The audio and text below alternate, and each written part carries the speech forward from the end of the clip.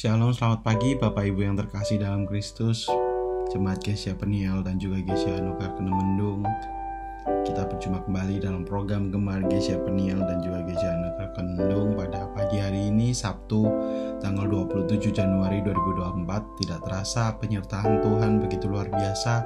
Kita boleh berjumpa kembali di tahun baru ini 2024. Belum genap sebulan kita telah menginjakkan kaki di tahun 2024 ini. Begitu besar penyertaan Tuhan dan kemuliaan Tuhan serta kasih-Nya buat kita dari tahun ke tahun hingga tahun ini.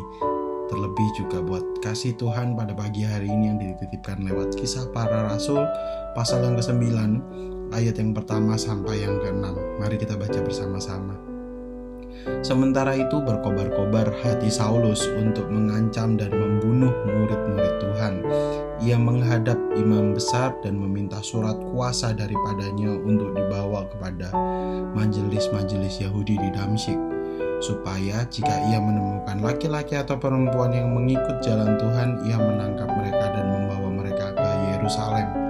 Dan dalam perjalanannya ke Damsyik, ketika ia sudah dekat kota itu, tiba-tiba cahaya memancar dari langit mengelilingi dia. Ia rebah ke tanah, dan kedengarlah oleh suatu suara yang berkata kepadanya, "Saulus, Saulus, mengapa engkau menganiaya aku?" Jawab Saulus, "Siapa engkau Tuhan?" Katanya, "Akulah Yesus yang kau aniaya itu. Tetapi bangunlah, pergilah ke dalam kota, di sana akan dikatakan kepadamu apa yang harus engkau perbuat." Puji Tuhan, sebuah perikop yang sudah pasti sering kita dengar dalam perenungan firman Tuhan, di mana Rasul Paulus yaitu salah satu rasul yang menjadi kepanjangan tangan Tuhan dalam menyampaikan kabar sukacita soal keselamatan kerajaan Allah, yang begitu banyak jasanya juga. Dia juga menulis banyak surat dalam Alkitab untuk memberitakan firman Tuhan, yang kita sama-sama tahu bahwa sebelumnya Paulus adalah namanya Saulus, di mana dia adalah salah satu imam-imam yang berseberangan, yang sebelumnya tidak suka dengan Tuhan Yesus. Mereka adalah imam-imam Taurat di Yerusalem yang mereka tidak sejalan, bahkan mereka fokus pada menganiaya murid-murid Tuhan pada zaman itu. Dan di sini kita belajar suatu hal, bahwa mungkin di benak Saulus itu yang dia lakukan adalah hal yang benar. Karena apa? Di situ kelihatan bahwa dia punya effort, dia punya usaha yang cukup terstruktur. Jadi ketika seorang itu yakin bahwa apa yang dia lakukan benar, pasti dia akan ingin melakukannya semaksimal mungkin. Dan itu terbukti pada ayat yang pertama, karena semangatnya itu yang berkobar cukup besar, akhirnya Saulus pun dalam menjalankan mungkin apa yang dianggap benar itu cukup terstruktur. Salah satunya adalah ditulis bahwa dia pun sampai minta surat kuasa di ayat yang kedua. Nah, di sini terlihat bahwa Saulus sendiri pun punya effort dan usaha yang cukup maksimal kepada sesuatu yang dia anggap benar, yang tanpa dia sadari apakah itu benar adalah sebuah kebenaran atau hanya sesuatu yang dia anggap benar. Sedangkan dia lupa apakah yang dia anggap benar itu apakah 100% yang memang Tuhan inginkan, yang dia percaya itu benar, itu apakah benar-benar kebenaran, atau malah itu yang bertolak belakang. Dia tidak memberi ruang kepada Tuhan untuk mengatakan atau memberitahu apa yang menjadi sebuah keinginan Tuhan, kerinduan Tuhan, tapi dia berjalan berdasarkan pemahamannya sendiri. Sampai akhirnya Tuhan sendiri yang mendatangi Saulus, yaitu Paulus, yang sekarang kita kenal Paulus, dalam kemuliaan Tuhan. Dan dengan jelas di ayat yang terakhir, "Tetapi bangunlah, pergilah ke dalam kota, di sana akan dikatakan kepadamu apa yang harus kau perbuat." Nah, ini jadi sebuah perenungan buat saya. Terkadang mungkin apa yang saya anggap benar, apa yang saya anggap itu baik, apa mungkin yang saya cita-citakan itu sudah saya anggap paling benar, ternyata mungkin sebenarnya itu bukan yang Tuhan ingin nih, bukan yang Tuhan inginkan buat kita lakukan. Bahkan mungkin apa yang sudah kita rencanakan, ketika kita tidak sampai dalam menjalankan hal tersebut atau tidak terwujud apa yang kita jadi rencana kita jadi kecewa. Tapi kita terkadang lupa apakah rencana kita itu juga rencana Tuhan. Apakah kita sudah tanya ke Tuhan apa yang kita kerjakan itu sudah sesuai dengan rencana Tuhan. Terlebih lagi bicara soal pelayanan.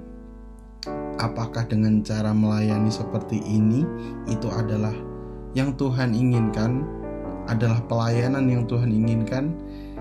Itu yang jadi sebuah pertanyaan mungkin buat saya secara pribadi, dan mungkin bisa jadi perenungan buat kita bersama. Karena mungkin sedikit sharing, kalau dulu saya mungkin masih di Surabaya bersama Bapak Ibu Saudara di GSIA Peniel dan juga GSIA Anugerah Kemendung, mungkin saya cukup sering terlibat dalam pelayanan dan juga kegiatan gereja, kegiatan youth, juga kegiatan umum. Nah, di sana saya ya menjalankan seperti biasa aja, layaknya kita melakukan pelayanan.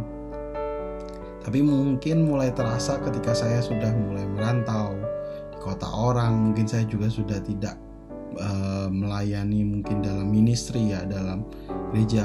Saya di sini mungkin lebih menjadi seorang jemaat saja, juga secara online juga mengikuti GSIA Peniel. Nah, di situ terkadang juga muncul sebuah rasa rindu ya untuk melayani Tuhan kembali. Nah, di sini tapi saya coba renungkan, kalau Tuhan boleh tarik saya ke tempat yang jauh, pasti Tuhan punya rencana sesuatu buat saya. Nah, lewat perenungan firman Tuhan kali ini juga saya kembali diingatkan, kalau Tuhan sudah arahkan saya ke suatu tempat, ke suatu titik, pasti Tuhan punya rencana. Dan Dia tidak mungkin menutup pintu untuk seorang anaknya untuk terus melayani Dia. Tetapi mungkin bukan pelayanan yang saya pikirkan yang ada di dalam benak saya, mungkin yang pelayanan secara ministry. Tapi mungkin Tuhan letakkan saya di sini untuk melakukan pelayanan lain. Pelayanan yang mungkin untuk di lingkungan sekitar yang saya ditempatkan. Mungkin untuk teman-teman di pekerjaan saya, mungkin untuk atasan-atasan saya. Saya mungkin boleh jadi terang, boleh jadi sebuah partner buat mungkin atasan saya untuk menjalankan fungsi dan tugas dia. Saya mungkin juga jadi tempat untuk curhat, bertukar pikiran untuk sesama tim dalam satu departemen. Itu yang menjadi sebuah perenungan saya. Dan lewat program Gemar hari ini, saya pun semakin dikuatkan, dimana tidak selalu apa yang kita pikirkan, apa yang kita maksud, apa yang ada benak kita itu adalah benar. Mungkin saja ada benarnya, tapi apakah itu yang 100% yang Tuhan inginkan? Lewat Saulus kita belajar bahwa mungkin dia punya pemahaman sesuatu bahwa ini benar, bahwa dia berjalan sesuai dengan kebenaran dia. Tapi ternyata Tuhan sendiri melihat bahwa itu bukan hal yang dia inginkan, dan jelas bukan hal yang dia inginkan, karena ada penganiayaan, pembunuhan, bahkan sasaran dia memang fokus ke anak-anak Tuhan. Ini menjadi poin, sampai akhirnya Tuhan memberhentikan dia secara paksa, dan dia pun memberikan clue kepada Saulus, kamu pergi ke suatu tempat, di sana akan dikatakan kepadamu apa yang harus kamu perbuat. Nah, ini kembali lagi ke kita mau ditegur Tuhan secara keras mungkin sampai diberhentikan Tuhan seperti Saulus. Kalau mungkin kita terlalu memaksa menjalankan apa yang kita pahami, atau kita boleh mundur dulu sejenak untuk kita kembali merenungkan sebenarnya apa yang menjadi keinginan Tuhan, apa yang menjadi harapan Tuhan atas hidup kita. Itu yang menjadi fokus dan juga menjadi poin penting buat kita untuk terus bisa melayani Tuhan sesuai dengan kehendak-Nya. Banyak cara, dengan cara kita merenungkan firman Tuhan lewat program Gemar yang setiap hari disediakan GSIA Peniel dan juga GSIA Kemendung untuk membantu kita punya hubungan yang terus erat dengan Tuhan, mengerti apa yang Tuhan inginkan buat kita, juga lewat hubungan yang kita bangun secara pribadi, seorang anak dengan Bapa, kita dengan berdoa, dengan memuji Tuhan. Itu adalah salah satu cara untuk kita berkomunikasi, untuk kita berhenti sejenak, kita menangkap kembali lagi visi Tuhan buat apa yang harus kita kerjakan, baik itu di keluarga, lingkungan sekitar, pekerjaan, mungkin juga pertemanan, terlebih juga adalah pelayanan kita, mungkin di organisasi kita, di gereja kita, di komunitas kita. Kita lebih fokus dengan apa yang memang dititipkan Tuhan kepada kita dan tidak berpegang teguh pada apa yang kita anggap benar. Dan semoga ini menjadi sebuah perenungan yang positif buat kita bersama, termasuk fokus pada saya juga belajar banyak, kembali lagi menggunakan perspektif, menggunakan sudut pandang Tuhan dalam setiap kehidupan kita, dalam pengambilan keputusan kita, sehingga kita tidak fokus pada kebenaran yang apa yang kita anggap benar, yang belum tentu di hadapan Tuhan itu sesuai dengan kehendak-Nya. Kita sama-sama belajar, kita sama-sama terus merenungkan firman Tuhan, sehingga kita semakin serupa dengan Tuhan, sesuai dengan pengharapan Tuhan terhadap kita sebagai anak-anak-Nya. Mari kita tutup renungan Gemar kita pagi hari ini dengan berdoa. Terima kasih Bapa, terima kasih Tuhan buat kasih setia Tuhan.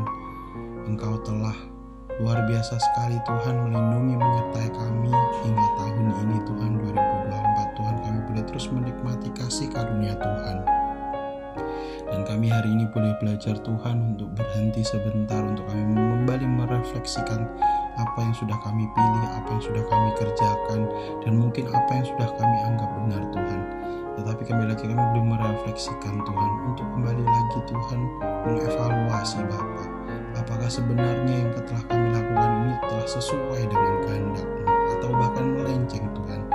Bolehkan kami Tuhan, kami mengerti apa yang Kau inginkan buat kami kerjakan Tuhan. Apa visi-Mu buat kami Tuhan. Seperti apa Tuhan Kau mau pakai kami Tuhan di lingkungan sekitar kami Tuhan. Supaya kami menjadi garam, supaya kami menjadi terang Tuhan. Dan kami boleh jadi saluran berkat buat lingkungan sekitar kami. Terima kasih Tuhan, kami serahkan Tuhan setiap kegiatan kami dari pagi hingga malam hari. Di hari ini, hanya di dalam nama Tuhan Yesus Kristus yang hidup, kami telah berdoa dan mengucap syukur. Haleluya, amin. Selamat bergemar, Tuhan Yesus memberkati.